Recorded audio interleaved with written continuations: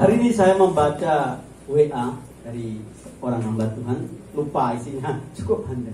Tapi bagian terakhir saya masih sedikit ingat kalimat yang berbunyi, seberapa besar ujian kita kepada Allah, seberapa besar penyembahan kita kepada Allah, itu akan membawa persoalan-persoalan kita menjadi kecil. Amin.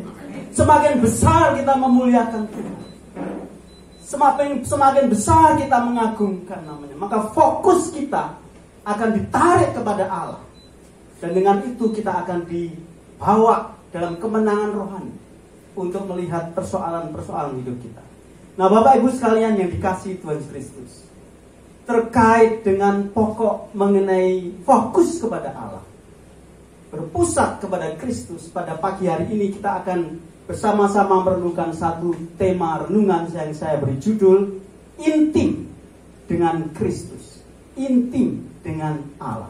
Dan begitu sederhananya dan begitu tepatnya Tuhan Yesus menggambarkan hal keintiman dengan Dia, dengan Allah itu, dan Dia mengumpamakan seperti carang yang menempel di pokoknya. Ini gambaran yang sangat indah sekali dan sederhana dapat kita pahami. Kalau kita tidak menempel kepada Kristus sebagai pokok hidup kita, Tuhan katakan carang itu tidak akan bisa berbuat apa-apa.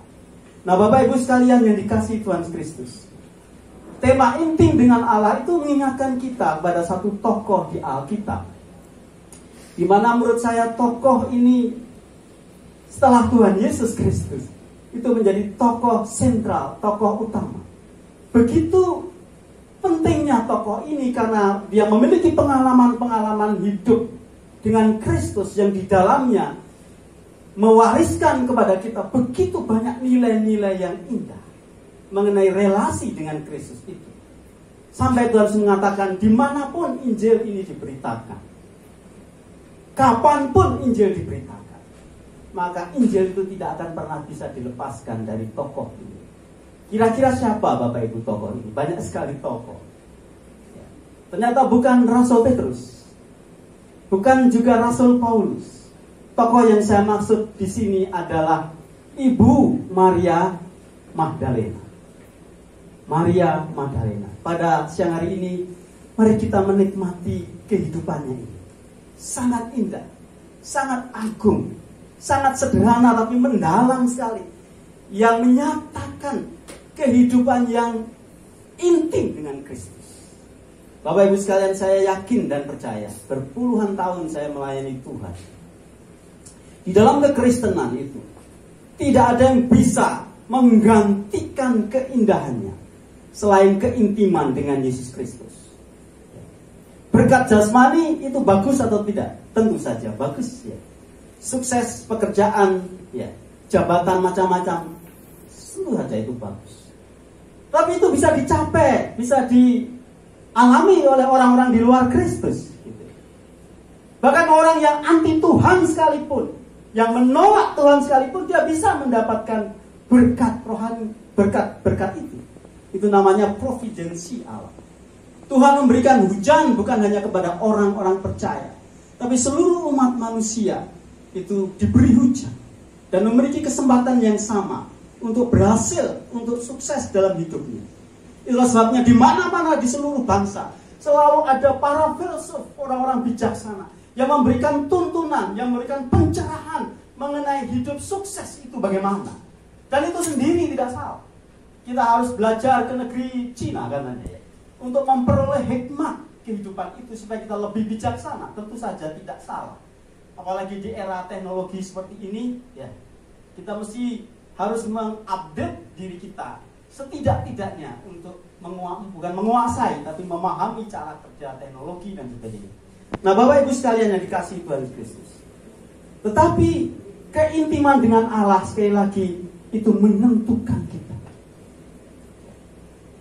Siapapun kita orang percaya ini tidak akan pernah bisa menjaminkan keberhasilan imannya itu kalau orang itu tidak memiliki keintiman dengan Allah. Dan Maria Magdalena memiliki itu. Nah, Bapak Ibu sekalian yang dikasih Tuhan Yesus Kristus, Maria Magdalena sekali lagi itu adalah pribadi yang sangat unik dan hidupnya memiliki kisah keintiman yang mendalam dengan Tuhan Yesus Kristus. Begitu pentingnya tokoh ini, saya merasa dari sisi persekutuannya dengan Kristus, seluruh Injil Matius, Markus, Lukas, Yohanes itu menulis kisahnya dan mencatat namanya. Jadi kalau kita hitung secara sekilas, 15 kali Injil-Injil itu mencatat nama Maria Magdalena. Demikian juga kehidupan Maria Magdalena itu penuh kontroversi. Di dalam sejarah gereja yang sudah ratusan tahun itu, ada banyak kontroversi di sini kalau kita baca sedikit. Tapi saya akan mencoba melihat beberapa dan menyampaikan kepada Bapak Ibu mengenai kontroversi ini. Pada abad yang kedua, Bapak Ibu, setelah gereja itu ada di muka bumi sekitar tahun 200 itu ya, ada satu sekte yang berlatar belakang agama kepercayaan Yunani, namanya adalah Gnostik. Dan kaum Gnostik ini orang-orang Kristen, tapi cara berpikirnya masih cara berpikir lama gitu ya. Cara berpikir filsafat, filsuf Yunani itu memiliki sebuah semacam petunjuk tulisan yang disebut Hagios Sophia. Dalam bahasa Yunani itu artinya adalah Hagios itu suci dan Sophia itu hikmat suci. Nah, di situ nanti kita menemukan kisah-kisah yang tidak diakui oleh gereja mengenai kehidupan Tuhan Yesus dan para muridnya. Nah, salah satu buku Hagios Sophia itu di dalamnya mengisahkan sebuah percakapan antara Tuhan Yesus, Maria Magdalena dan Rasul Petrus. Nah, dalam kisah itu dikisahkan ternyata katanya sih Rasul Petrus itu cemburu sama Maria Magdalena karena apa? Karena di dalam buku itu Hagios Sophia ini Maria Magdalena itu banyak bicara, banyak bertanya kepada Tuhan Yesus itu, sehingga Petrus mengatakan kepada Tuhan Yesus, Tuhan ini buat disuruh berhenti nih wanita ini. Dulu dia ngomong terus kita tidak dikasih kesempatan. Nah, itu hanya kisah yang belum tentu benar kejadiannya.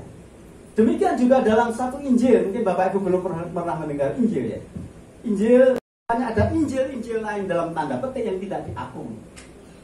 Salah satunya adalah Injil Filipi. Mengapa tidak diakui? Karena penulisnya tidak jelas dan isinya itu bertentangan dengan keempat Injil ini. Di dalam Injil Filipi itu dikisahkan ada kata yang dipakai untuk Maria Magdalena itu kata pendamping. Nah, di sini menjadi masalah. Karena kata pendamping itu dalam teks itu bisa diartikan istri. Sehingga berkembanglah cerita-cerita bahwa Maria Magdalena itu menikah dengan Tuhan Yesus dan akhirnya melahirkan anak, dan akhirnya keturunan Tuhan Yesus dimusuhi oleh gereja Roma Katolik karena dianggap mengancam kedudukan Petrus dan macam-macam. Sehingga pada tahun 2012 kalau nggak salah itu dirilis sebuah film yang berjudul The Da Vinci Code, The Holy Grail. Pasti kita pernah melihat di YouTube itu ada ya. Itu pengembangan kisah-kisah seperti itu. Yesus menikah dengan Maria Magdalena, muncul sekte-sekte dan macam-macam, dan rahasia mengenai lukisan Leonardo da Vinci, gitu, The Last Supper, macam-macam itu ya. Jadi berkembang pemikiran Hollywood itu ya, yang aneh-aneh. Tapi sekali lagi bahwa itu adalah cerita-cerita yang tidak bisa dipertanggungjawabkan kebenarannya. Nah, sekarang Bapak Ibu sekalian kita akan melihat bagaimana Rasul Yohanes memiliki kesan terhadap Maria Magdalena. Mari kita membaca dalam Injil Yohanes pasal 20 ayat 1 sampai ayat yang ke-18. Kita akan menemukan sebuah kesan yang mendalam sekali dari Rasul Yohanes tentang tokoh ini, Maria Magdalena, yang tertulis di dalam Injil Yohanes pasal 20 ayat 1 sampai ayat yang ke-18. Mari kita membaca nas ini. Nanti Bapak Ibu bisa mengikuti nas ini dalam hati. Saya akan mencoba membacanya. Yesus menampakkan diri kepada Maria Magdalena. Tetapi Maria berdiri dekat kubur itu dan menangis. Sambil menangis, ia menjenguk ke dalam kubur itu, dan tampaklah olehnya dua orang malaikat berpakaian putih, yang seorang duduk di sebelah kepala dan yang lain di sebelah kiri di tempat mayat Yesus terbaring. Kata malaikat-malaikat itu kepadanya, "Ibu, mengapa engkau menangis? Jawab Maria kepada mereka, Tuhanku telah diambil orang dan aku tidak tahu di mana ia diletakkan. Sesudah berkata demikian, ia menoleh ke belakang dan melihat Yesus berdiri di situ, tetapi ia tidak tahu bahwa itu adalah Yesus. Kata Yesus kepadanya, Ibu, mengapa engkau menangis? Siapakah yang engkau cari?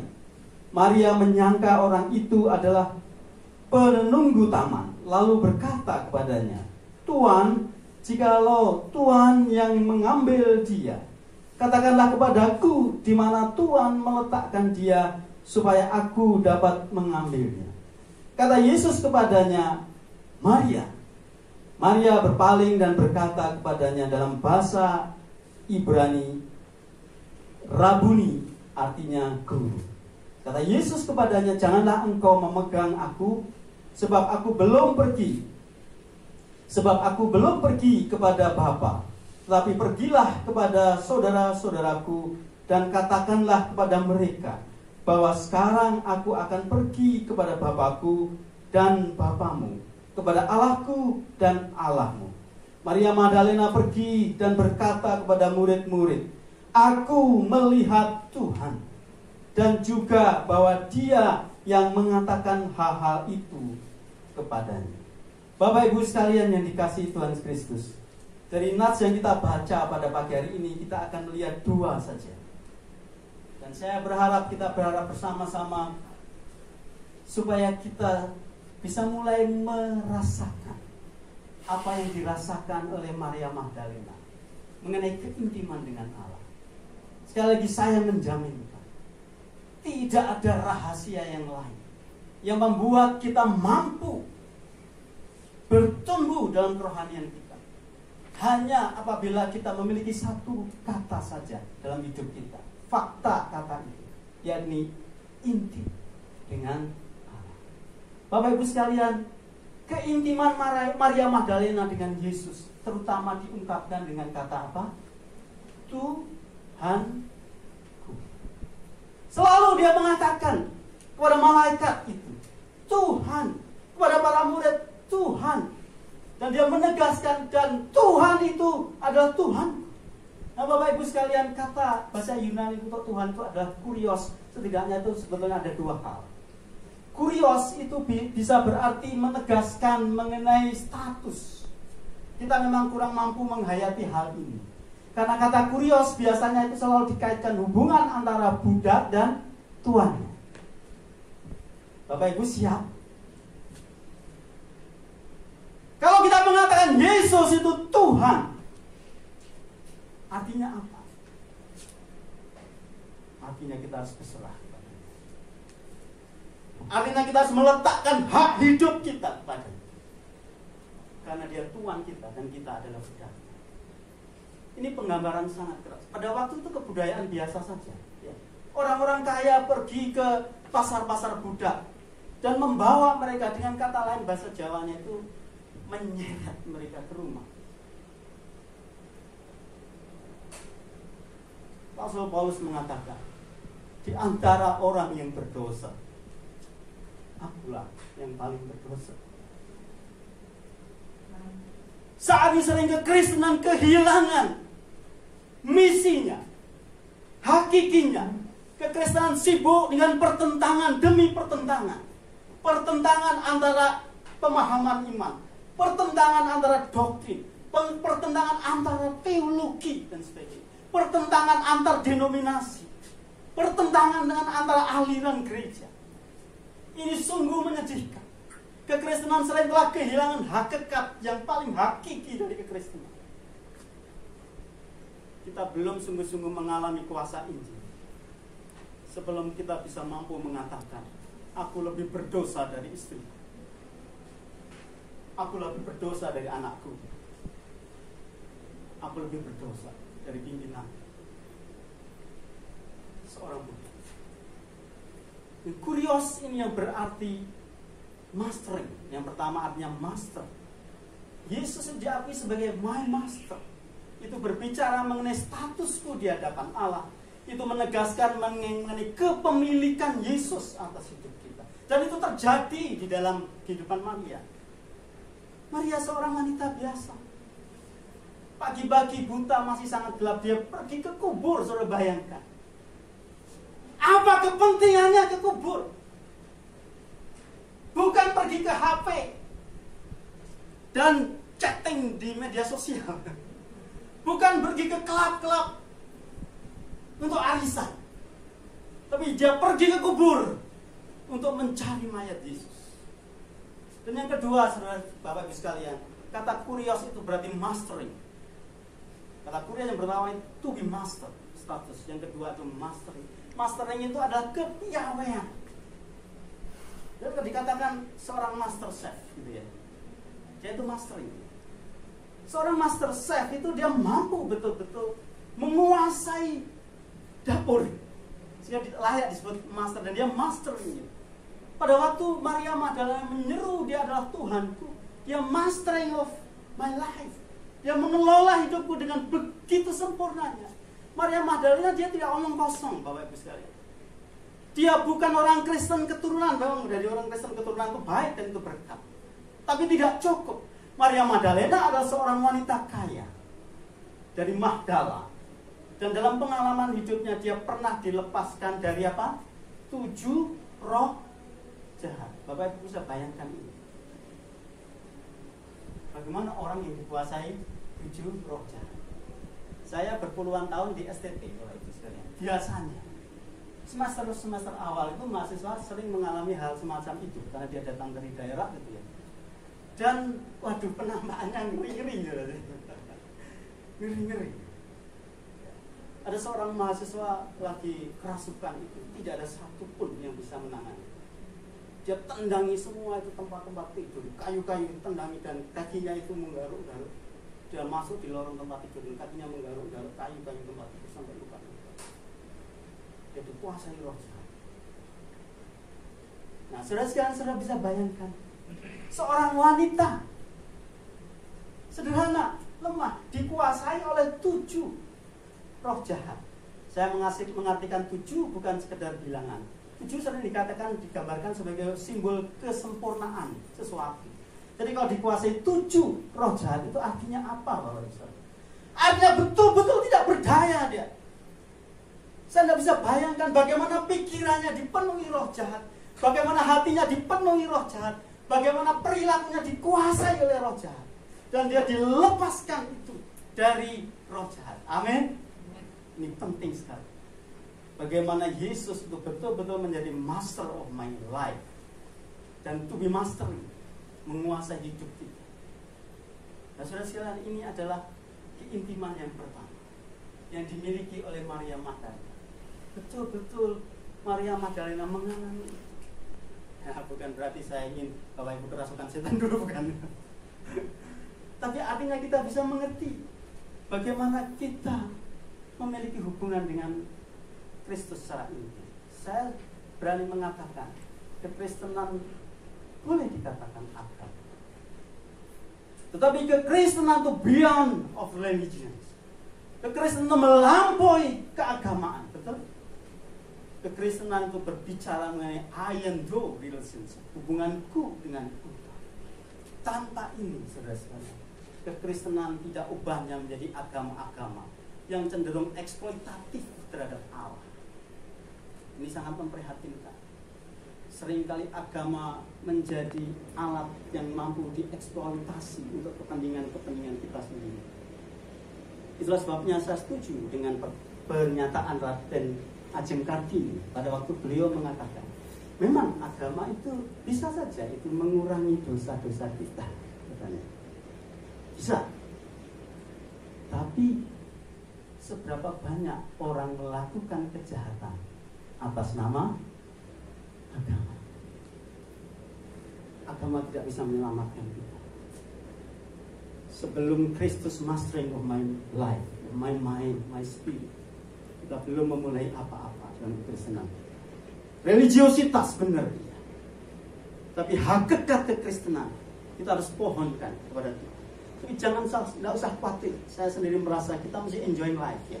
Jangan terlalu cemas orang itu menghina kita, enggak usah terlalu khawatir. Mengapa mereka menghina kita? Karena mereka iri kepada kita, kan gitu tuh ya. Rasul Paulus mengatakan, biarlah orang memberitakan Injil untuk maksud jahat atau tidak masalah. Yang penting itu Injil diberitakan. Tidak ada alasan untuk kita membagikan kebaikan. Tidak ada alasan. Suatu hari seorang dosen, saya mengagumi beliau. Terus terang saja, saya menganggap anaknya, walaupun dia tidak merasa dia bapak saya. He's my father, gitu. Setiap kali ketemu dia peluk saya, dia selalu katakan, Sabto saya sudah tua. Ya Pak, saya juga sudah mulai tua. Hamba Tuhan itu namanya Joseph Thong. Dia tinggal di Amerika. Dia mewariskan begitu banyak keindahan-keindahan yang saya sendiri, semua murid-muridnya itu belajar tentang ketulusan dan keikhlasan kekristenan. Amin Bapak Ibu sekalian. Mengapa orang Kristen melakukan kebaikan? Yang perlu dipertanyakan, mengapa orang Kristen tidak melakukan kebaikan? Betul? Karena kekristenan bicara mengenai ketulusan dan keikhlasan. Kalau Tuhan sudah memiliki hidup kita, kita betul-betul menjadi orang yang sangat ikhlas dalam hidup kita. Bapak Ibu sekalian yang dikasihi Tuhan Yesus, suatu hari Pak Tong cerita, di pantai Florida itu terdampar begitu banyak para nelayan dari Vietnam. Mereka kebanyakan beragama Konghucu. Tidak tahu ceritanya bagaimana. Pak Tong ini tidak tahu hatinya luar biasa. Saya nggak mampu. Saya terus belajar. Hidupnya tidak terlalu mewah ya sebagai seorang hamba Tuhan, dia bukan orang yang kaya raya. Ya hatinya besar. Satu hari dia cerita, salah satu muridnya di China itu tidak bisa apa-apa.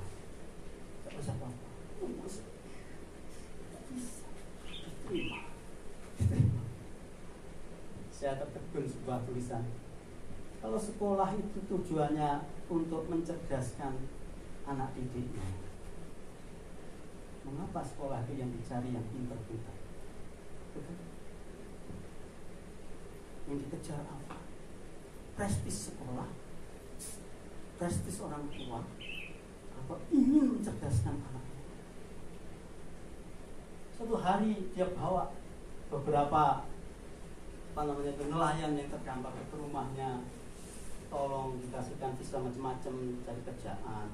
Dan beberapa minggu, mungkin sekitar 5 orang itu tinggal di Pak Tong ini.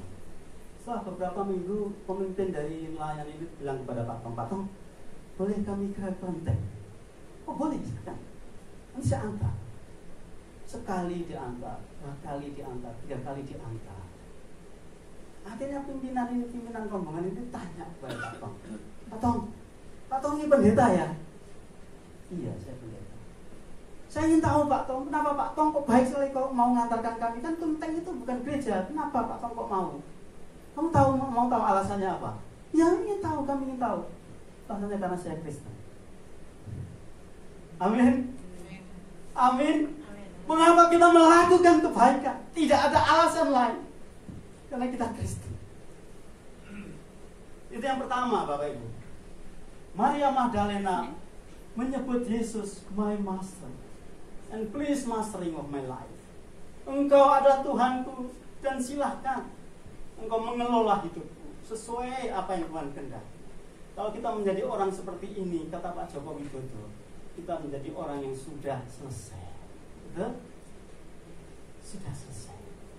Dan kita terus belajar itu supaya kita menikmati kekristenan kita. Yang kedua, Bapak Ibu sekalian, bukti yang kedua, Maria Magdalena memiliki keintiman dengan Yesus, dan seharusnya kita merindukan hal itu. Selain Maria Magdalena memposisikan dirinya Yesus sebagai my master, Tuhan, Maria Magdalena menyebut Yesus sebagai apa? Guruku. Betul gitu? Guru. Ya mungkin sekarang kalau di Indonesia guru kurang keren. Katanya wes lugu terguru. Tapi sekarang ini dengan sekarang mungkin tak ada guru yang kurus ya. Sekarang guru sudah bagus sekali ya. Tapi Maria Magdalena menyebut Yesus sebagai guruku. Itu pelajari dari konteksnya pada waktu. Bapak Ibu sekalian, guru itu terjemahannya itu rabi. Dalam bahasa Aramaik Ibrani itu rabuni. Dan kata rabi itu berasal dari kata raf. Dan biasanya para raf ini disebut sebagai para bijaksana, para ahli kitab dan orang-orang bijaksana. Dan para raf ini bukan orang sembarangan. Para raf biasanya harus ditarik garis keturunan dengan Musa. Itulah sebab pada suatu hari para imam, para pemimpin agama itu mencela Yesus. Kamu ini siapa?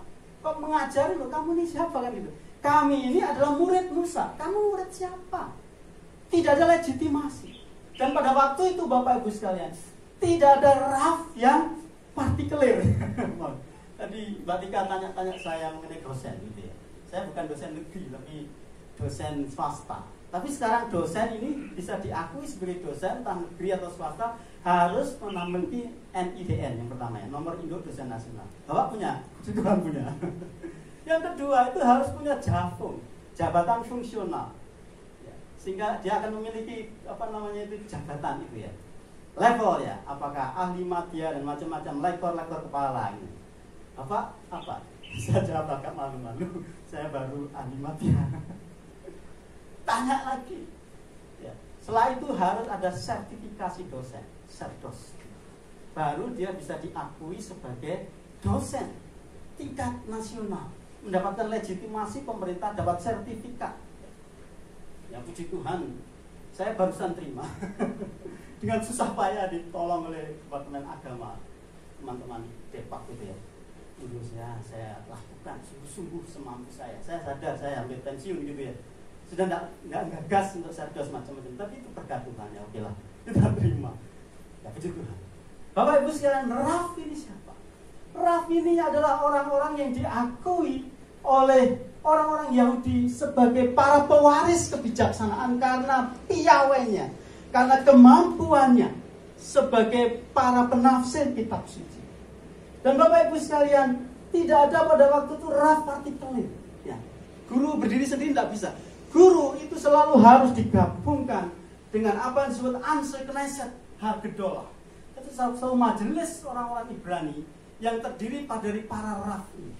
Dan mereka memiliki kedudukan yang sangat tinggi di Israel itu. Tidak ada yang bisa melebihi mereka. Mungkin politik memang Romawi, tapi dalam hal kebijaksanaan, para raf ini yang digolongkan di dalam apa yang disebut para kelompok, ya, orang-orang berhikmat tadi, Anshe Knesset Hagedolah. Dan raf ini hanya bisa diakui sebagai rabi kalau mengalami menjalani apa yang disebut semika, pentahbisan oleh para Knesset. Kira-kira Maria Magdalena tahu nggak ini? Pasti tahu. Tidak gampang untuk mengakui seorang sebagai rabi. Tapi Maria Magdalena melewati semuanya itu. Karena dia telah menemukan secara konkret, secara real bahwa Yesus Kristus itu adalah maha bijaksana. Bapak Ibu sekalian, pada waktu Maria Magdalena menyebut Yesus sebagai Kurios, Tuhanku, dan menyebut Yesus sebagai Rabuni, itu di dalam pikiran Maria Magdalena Yesus sudah bangkit belum? Belum. Dia datang pagi-pagi, dia ingin masuknya itu mungkin untuk memberikan wangi-wangian lagi gitu ya. Dalam pikiran Maria Magdalena Yesus belum bangkit.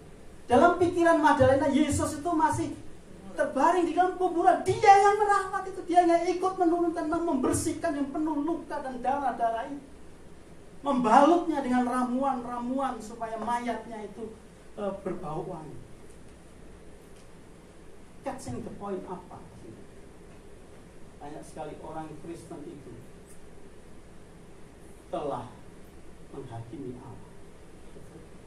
Banyak orang Kristen telah bersikap menuntut Allah secara tidak pantas. Betul?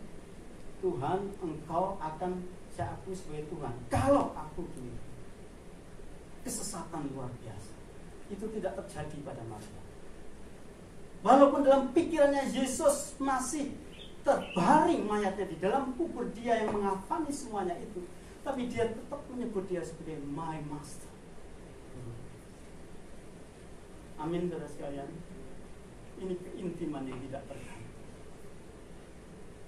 catch the point. Pegang poin. Mari kita belajar menikmati iman kita. Dalam segala situasi yang Tuhan izinkan terjadi. Masihkah kita mampu menyebut Yesus sebagai Tuhanku sekaligus Tuanku? Atau ini tidak mudah, saudara-saudara? Karena aku punya perasaan, betul? Aku punya keinginan.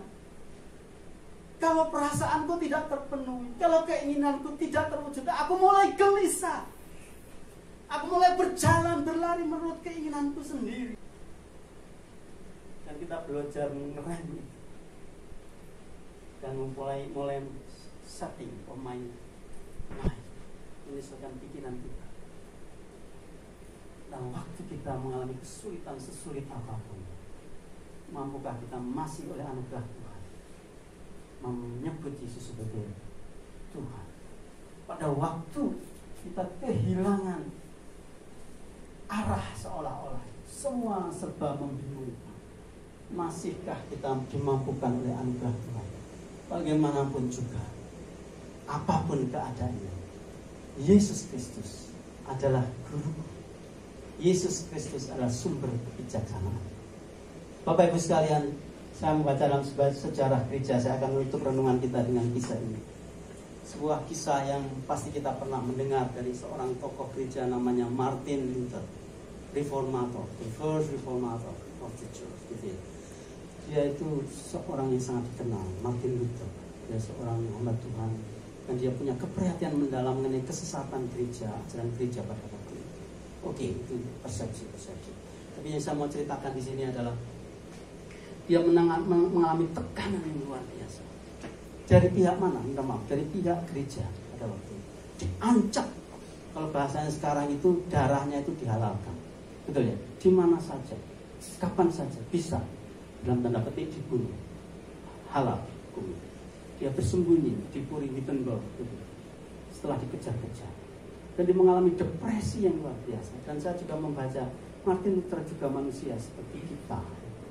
Saya melihat satu hamba Tuhan menayangkan sebuah lukisan. Ini, Bapak Ibu ada yang suka bikin apa namanya itu sulam itu ya, sulam itu ya. Sulam itu ada dua sisi ternyata ya, ada dua sisi ya. Sisi pertama itu adalah lukisan sangat indah ya, bisa bunga-bunga, ikan, binatang atau apa.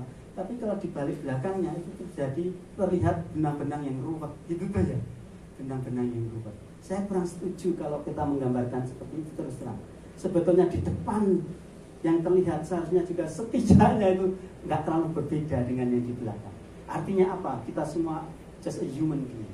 Kita punya sisi-sisi di mana kita harus tersungkur di hadapan Tuhan. Seperti Rasul Paulus mengatakan, Tuhan menaruh duri di dalam dagingku supaya aku tidak sombong, supaya aku tidak merasa rohani, supaya aku merasa tidak lebih baik dari orang. Itu dosa saya. Bapak Ibu sekalian, saya sekolah teologi itu cukup lama. Saya masih ingat, salah satu dosa terbesar saya itu merasa diri saya itu lebih saleh dari orang lain. Itu dosa saya. Karena teman-teman saya itu dulu latar belakangnya itu ngeri-ngeri ya. Ada teman saya tuh mukanya tuh kayak gini. Gara-gara dia tuh gangster, dia tuh naik motor ngebut terus dia jatuh di aspal mukanya. Macam-macam. Ada teman saya itu begini Bapak Ibu sekalian. Dia itu kalau sudah ingin gitu ya, apa namanya itu? Sako gitu ya. Dia punya kamar kecil di Jakarta. Tutup semua lubang-lubang di situ. Tutup sama nggak ada lubang gitu ya.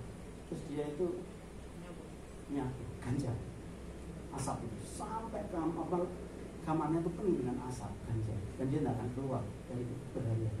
Puji Tuhan, mereka itu diselamatkan. Jadi hamba Tuhan. Dan sekarang saya ikuti Facebooknya baik sekali. Tapi tidak dengan saya. Saya merasa tidak ada catatan kriminal sama sekali dalam diri saya. Dan saya merasa hidup sebagai seorang hamba Tuhan yang layak, hamba Tuhan karena salah. Tapi Tuhan tegur dosa saya dengan Tuhan. Yang kedua, pada waktu saya memiliki kebencian dengan kakak kelas saya, adik kelas saya tegur, saya bilang, Mas, kamu senior ya? Ya. Maafkan dia. Yang kedua, setelah saya menikah, sungguh. Setelah saya menikah, saya menjadi orang yang kurang sabar. Hamba Tuhan senior pembimbing saya itu bilang, Sabto, ya Pak, istri saya namanya Dewi ya. Kalau Dewi tahan sama kamu itu anugerah Tuhan. Saya akhirnya mengerti. Saya yang dulu merasa orang yang sabar, orang yang saleh, orang yang tidak pernah melakukan kriminalitas, apa itu saya cek di saya, nggak ada catatan sama sekali. Ya, masuk penjara tidak pernah sama sekali. Ini saya menjadi sombong. Dan ternyata itu dosa yang besar sekali. Martin Luther juga demikian. Pada waktu dia mengalami depresi luar biasa, dia hanya bisa melakukan satu hal saja. Ya ambil saja apa saja, pulpen, alat tulis, apa saja. Pada waktu dia mengalami depresi berat, dia akan tulis di temboknya itu tulisan besar-besar, Tuhanku hidup.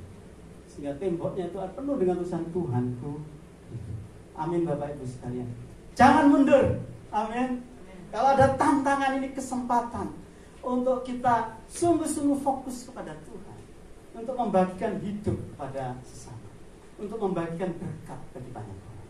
Kiranya Tuhan Yesus Kristus akan memberkati kita. Dua hal yang akan menandai keintiman kita dengan Kristus. Yang pertama itu, pada waktu kita bergumul terang senantiasa menyerukan Yesus sebagai Tuhan dan mempersilahkan diri kita untuk dikelola oleh Yesus. Yang kedua, pada waktu kita mengakui, senantiasa mengakui, Tuhan aku menyerah sudah, tak mampu gitu ya, tak mampu, saya menyerah. Dan aku mengakui sumber hikmatnya Engkau. Aku bergantung kepada Tuhan di dalam semua pergumulan-pergumulan. Kiranya Tuhan Yesus Kristus akan memberkati kita. Saya bisa mohon Ibu Ernie ya, bisa mewakili kita berdoa untuk firman Tuhan ini. Terima kasih.